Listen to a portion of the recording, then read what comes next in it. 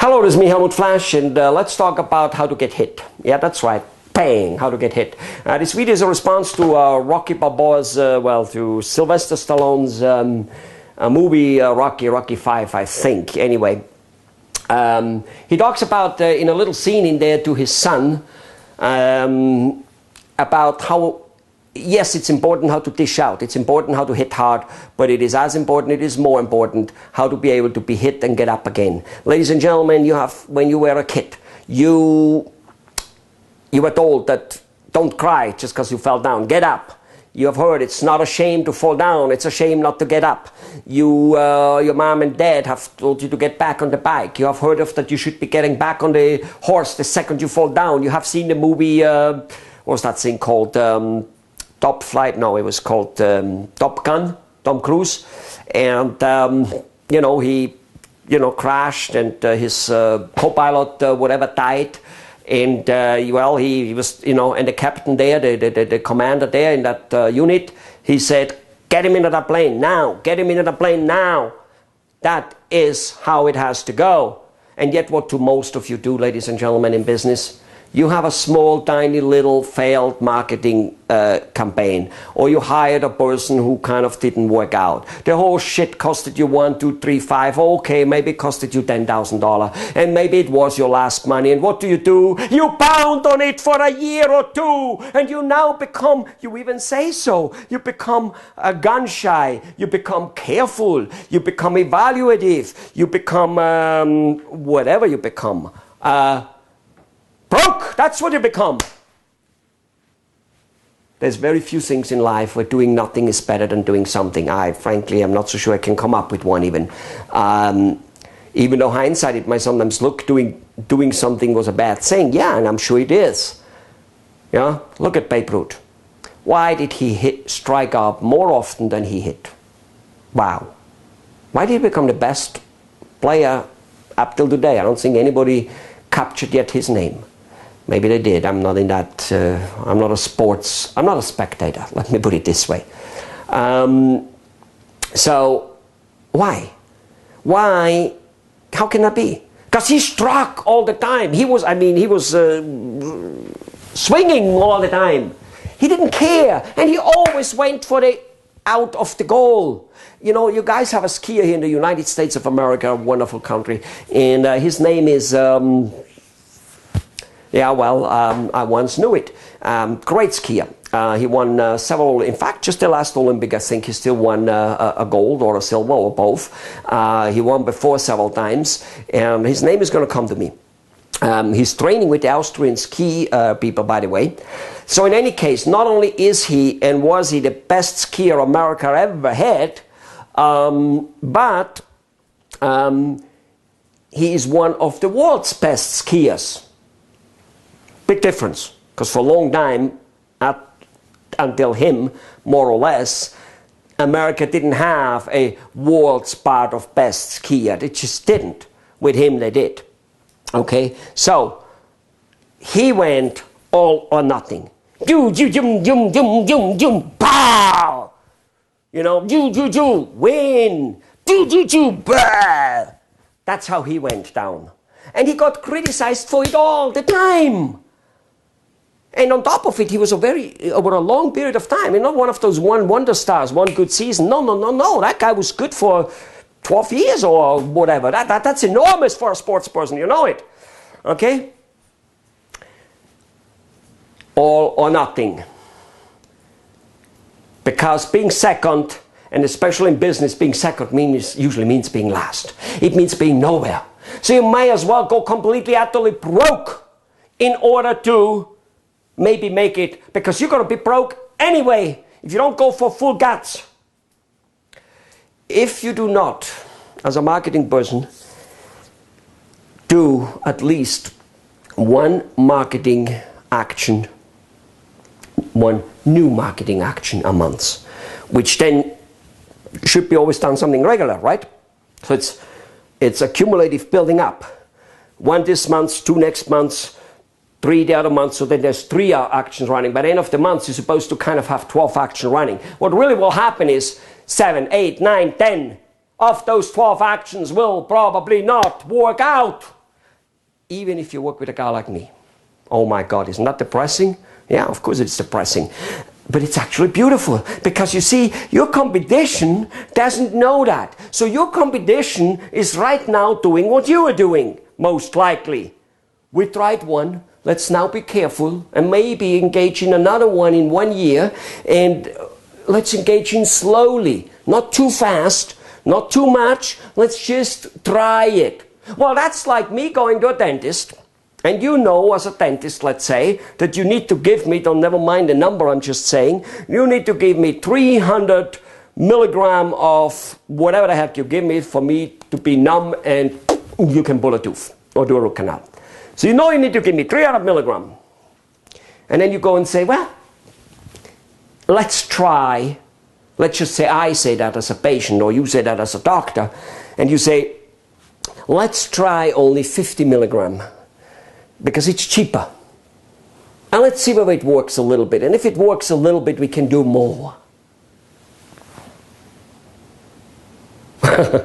Yeah, right. So, ladies and gentlemen, life is really rather simple. Look at the big picture. Look at the big cup of coffee. Stop worrying about losing. You cannot save yourself to prosperity. The most money you will ever lose is not the money you waste, but the money you never make. Let me repeat this. The most money you will ever lose is not the money you waste, but the money you will never make. And by no means do I think money is everything. I love money. I like a nice car. I like those things. I have kind of like, I'm doing all right. But trust you me, money is not part of my thing at all. And probably if I would want to make it part compulsively, I probably would make less than I make now. I'm almost sure of that. But who cares? Do you understand? You just got to go out there and do things. Yes, lots of stuff will not work. That's life. You know? Again, why would you worry about a few dates not working out? You know, why would you have worried? And maybe you did worry. Okay, just go about it.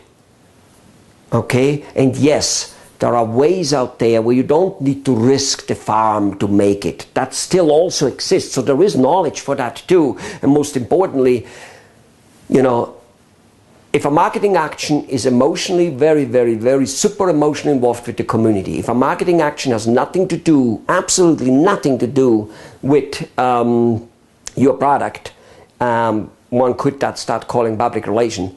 If you can manage that, if you can get the community around you to refer for you, so you don't have to advertise actually, and even though if you do, it's very little, and the community would go, oh, we definitely know him, and they start whispering. So instead of you screaming, by you screaming meaning the radio, the TV, the newspaper, the coupons and all that type of stuff, which has its workability, but if you can get thousands, hundreds even only, of relatively influential people in the community whispering about you and not about your product or service, even though they will fit that into, trust you me, they will, you got it made. What do you think why there is so much business done on a golf course? Now, never having stepped on a golf course, I kind of don't know, but then again I do. I got a few clients from a golf course because my clients talked about me on the golf course. So, ladies and gentlemen, the point of this video was, Rocky Balboa, you got to get up after you hit. Don't be afraid to get hit. Don't not engage in a fight because you might get hit. Of course you will. And if you avoid to get hit, you'll be done. I used to be a judo fighter when I was a small kid, like every other small kid, I suppose. One of the first things we learned there is if you're not willing to be thrown, you will never throw the other guy. I mean, you here they get a lucky throw in, but you're not going to win anything very much. You got to be willing to fly. In fact, it's the first thing you learn, flying to the freaking air and landing. Because it's the most important thing. You first got to get hit. I saw a movie once about an ice skater who was never winning, and a new coach picked him up. And the first action he told the guy, the new ice skater, was, now I want you to speed up, and when you reach top speed down there on that whatever line, I want you to just fall down. And that ice skater went, what are you, crazy?